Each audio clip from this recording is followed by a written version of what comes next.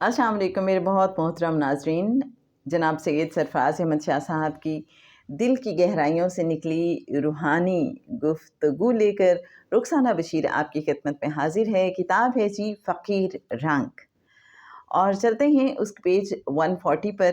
اگر آپ کو بھی اسم اعظم کی تلاش ہے تو یہ سوال سمجھ لیجئے کہ آپ کے لیے بہت انٹرسٹنگ ہوگا۔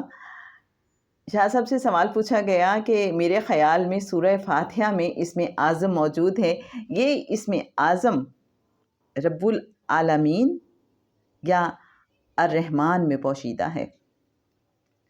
تو آئیے دیکھتے ہیں میرے اچھے ناظرین کے جناب سید سرفراز احمد شاہ صاحب اس سوال کا کیا جواب دیتے ہیں۔ کتاب فقیر رنگ کا پیج 40۔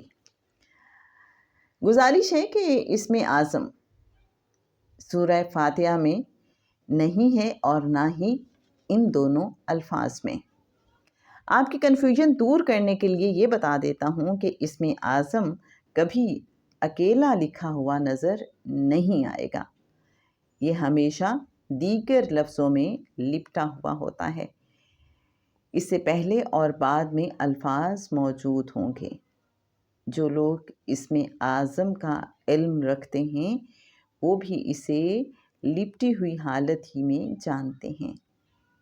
بہرحال رب تعالیٰ کے تمام اسماء بہت مبارک ہیں، ان کی اپنی قوتیں ہیں، ان کو پڑھنے والے کو انعامات سے نوازا جاتا ہے، اس لیے آپ بھی یہ اسماء ضرور پڑھ لیجئے، بہت برکات نازل ہوں گی۔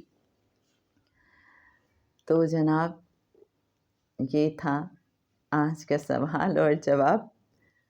اگر آپ بھی یہ سوچتے تھے کہ شاید یہ جو اسماء ہیں رب العالمین یا الرحمن یہ اسم اعظم ہیں، تو شاہ صاحب نے کلیئر فرما دیا کہ یہ اسم اعظم نہیں ہیں اور نہ ہی سورہ فاتحہ میں اسم اعظم ہے۔ آج کے لیے بس اتنا ہی۔